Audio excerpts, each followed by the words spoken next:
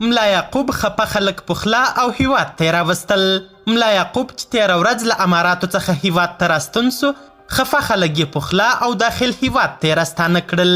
دا چې ملا یعقوب څوک او ولې یو ځل بیا هیواد ته راستانه کړل، خلک یې په اړه څه نظر لري، بشپړ حال را سره همدغه روانه ویډیو کې کتلی سي.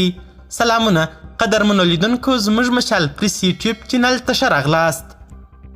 د طالبانو د حاکمې ادارې د دفاع وزیر ملا یعقوب مجاهد متحده عربي اماراتو ته د سفر پر مهال د طالبانو د تیرې واکمنۍ له یوه مهم چارواکي سره چې له طالبانو څخه خواشینی و لیدلی او هیواد ته یې راوستلی دی.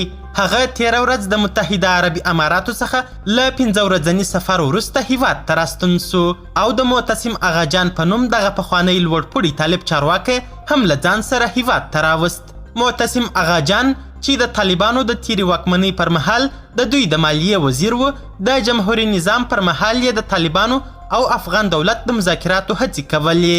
له نوموړي سره د ملا یعقوب او انس حقاني د لیدنې او د هغه د راتګ په اړه جزئیات نه دي رسنیز سوي. د طالبانو له چارو باخبره ژورنالیست سمیع یوسفزی وایي چې دا لیدنه او د هغه راوستل د طالبانو په پالیسۍ کې لوی او مثبت بدلون دی. نوموړی زیاتوي چې طالبانو د تحریک نه منزوي سوي مشرانو لپاره پخوا 0 درجه زغم درلود. د ملا یعقوب دا ابتکار د نرمښت علامه ده.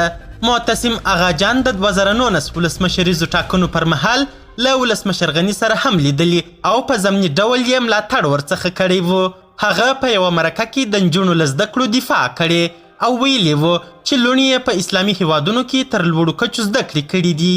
ملا یعقوب مجاهد متحده عربي اماراتو ته د سفر پر مهال په یوه وینا کې وویل چې افغانستان د 44 میلیونو خلکو کور دی. خلک یې بېلابېل مزاجونه لري او ټول باید په سیاسي، اقتصادي او نظامي برخو کې فعال وي. قدرمنو لیدونکو، نړۍ مننه چې ویډیو مو تر اخري شیبو وکتل.